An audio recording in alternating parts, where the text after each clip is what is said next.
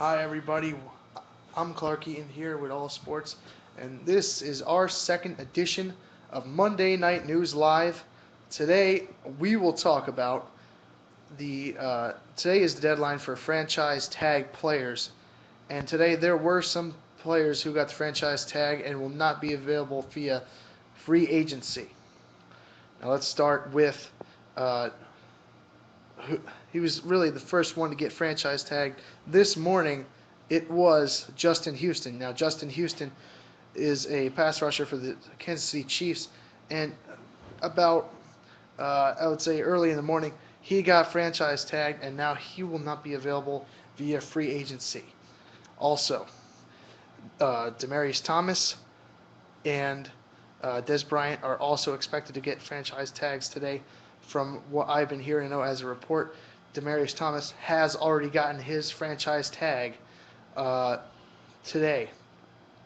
And as well, we also had Jason Pierre-Paul of the New York Giants franchise tag. Now, Jason Pierre-Paul gets around uh, he gets around 15 million for the franchise tag. It's about 14.8 million for a defensive end franchise tag. So Jason Pierre-Paul now locked in with the Giants for at least 1 year.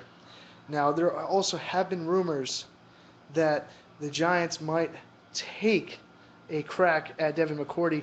Now there were obviously some allegations that the Giants could take a crack at McCourty, but now those rumors may be becoming true because today the Patriots did not franchise tag Devin McCourty, and Devin McCourty is now on Tuesday, the 10th of March.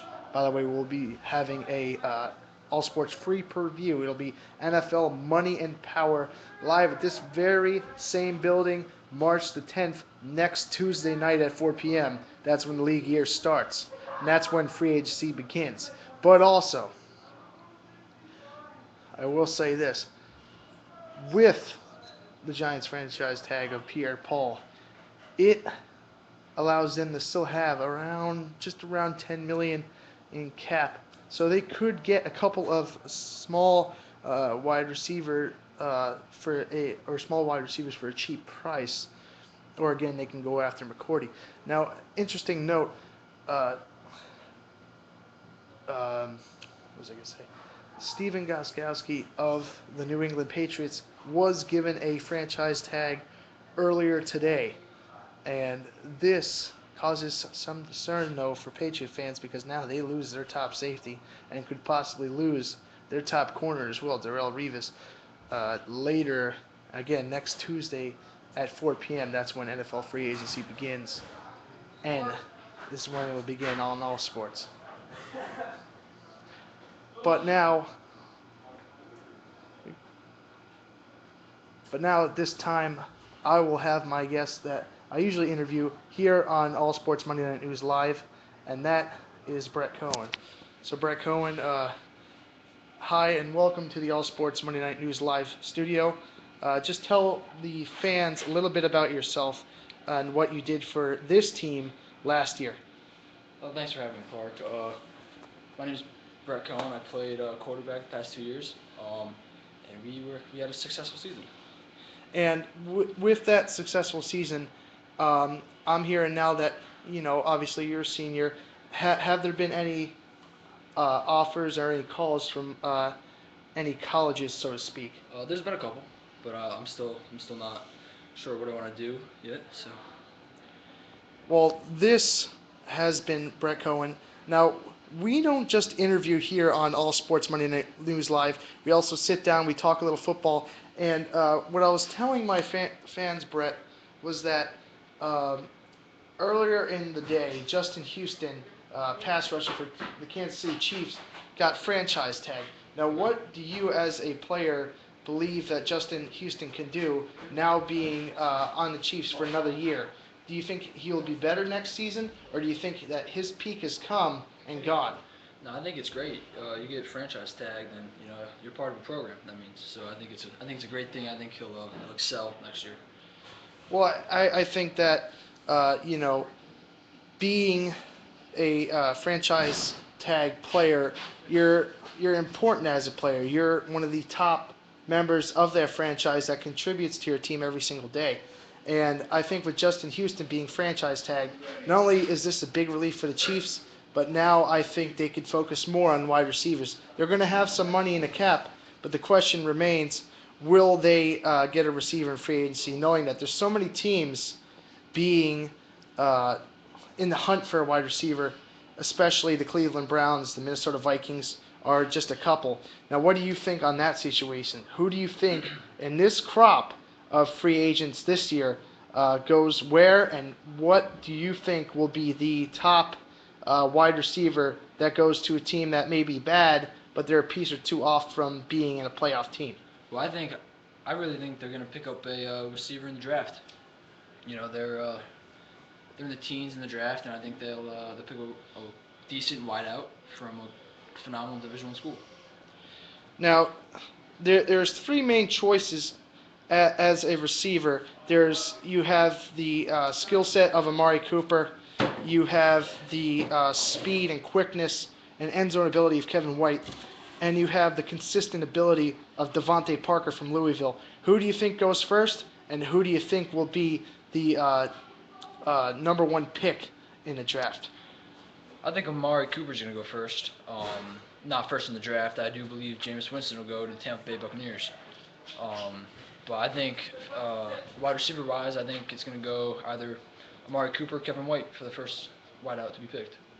You know, I agree with you too, Brett. I think that uh, being the top three wideouts, I think actually White goes before Cooper, and I think that I do agree with you though on the first pick. I think it will be Jameis Winston. However, he has to address his off the field issues because if he doesn't uh, get that off the field issues addressed, I think Jameis Winston could fall easily in the top 10 if something happens to him before the draft. Now, what do you think about Jameis Winston and if he can clear up his actions as a problem for off the field? Well, Clark, I think if he grows up and he matures, and I think he'd be a phenomenal NFL franchise quarterback. I think so too. I think he's got the accuracy. I think he's got the arm. I don't think he has speed, but I don't think Tampa Bay is worried about that. I think Tampa Bay is more or less just wants a pocket quarterback who could deliver from the pocket. Lovey Smith likes him, and he's been defending him in the combine. He didn't have the best combine as it terms to speed, but I think in this league, sometimes when it comes to quarterbacks, it doesn't matter. Well, that is true. I mean, I did play quarterback myself, and speed. I wasn't the fastest guy, but if you're there mentally and you're there to work hard, and I think that's really what Tampa Bay is looking at. You know, he's got a good hard work ethic, so I think he'll be all right. I think the same thing too. I think when you look at Winston, like I said, he has unbelievable accuracy, but I think a lot of people, from what I've been hearing, have been comparing his football IQ to as greats of Peyton Manning. And I think that's just a testament to show how smart he is as a football player on the field, but maybe not so much off the field. Now, our next question is with Dez Bryant later today having the franchise tag. He will probably be franchise tagged. Where do you think DeMarco Murray will go, and where do you think DeMarco Murray could possibly make the most impact? I think he'll stay in Dallas. He's a Dallas Cowboy. You know, obviously the past couple of years. I think he's played as strong as a Cowboy than any other team. I think he'll stay in Dallas. I think that there is a possibility he could stay in Dallas, but I think there's also a possibility that he might go somewhere else because if you look at DeMarco Murray's production versus Des Bryant's, I think DeMarco Murray, yes, he had a breakout season this year. He had 12 touchdowns, 1,800 yards, the NFL's leading rusher. But you look at Des Bryant's 3 years of production, I think it's been way more consistent than DeMarco Murray. Yes, DeMarco Murray has had 3,000-yard plus seasons, but 2 of those seasons he didn't play in all 17 games. Des Bryant has played and started for the Cowboys most of his career, the 3 years that he's been playing there. So just as of terms to that, I think Des Bryant stays, but I think DeMarco Murray goes to a team that needs a running back like Indianapolis. I wouldn't say the Raiders. I think Reggie Bush goes to the Raiders. I think Randall Cobb goes to the Raiders, and I think Julius Thomas could go to the Raiders. So um, personally, and this is a question of mine, the Raiders are going to have about $79 million in cap when free agency begins. Do you think that the Raiders can make a play on Reggie Bush, Randall Cobb, and Julius Thomas? And out of those three, who do you think is the highest probability to go to that team? I think that Reggie Bush will wind up with Oakland Raiders. He's got the talent, and he's definitely got the style of play that the Raiders are looking for. So I think he'll wind up in Oakland. I think that could be true, but you look at the teams that Reggie Bush could go to. The three top spots are the Raiders, the Giants, and the Lions possibly re-signing him. But I think at this point, it could be either one. I think the Raiders are a good option, but if you look at it, I think Randall Cobb and Julius Thomas are the two best probabilities of players going to Oakland because you look at it, why not reunite Randall Cobb and James Jones together? They were good in Green Bay. They could be good in Oakland. And with Reggie Bush, I don't think really the scheme fits Oakland's offense. I think he's better in Ben McAdoo, West Coast type of offense. I think he could be better with the Giants. And I personally think that with the Giants this year, I think that they could take a safety in free agency. But in the draft, they're going to go defensive. What do you think? I definitely think in the draft because they need to boost up their defense. So they're definitely going to get at least I could see a linebacker, outside linebacker, or even defensive end in the draft. I think so too. But I think defensive line could be a big pick for the Giants. But if there's a top receiver there available in the draft, I think the Giants could easily take another wide receiver to pair with Odell Beckham because their top wide receiver, Victor Cruz, is going to be – his recovery is not 100%.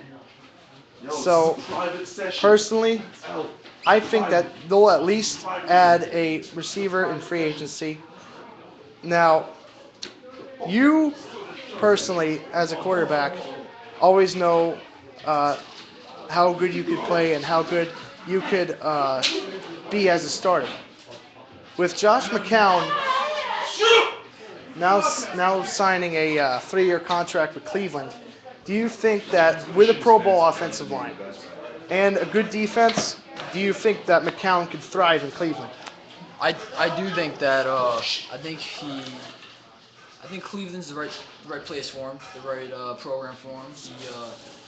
They have how many 34 Pro Bowl offensive linemen. I really think that they can produce more wins and produce even more income for the Browns program.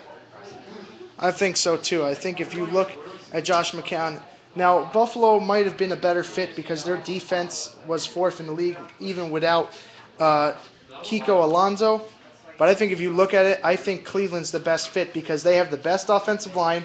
They have a pretty good defense. They have decent receivers. Now, they're going to have to add somebody in free agency because Josh Gordon is going to be suspended for the year due to marijuana possession.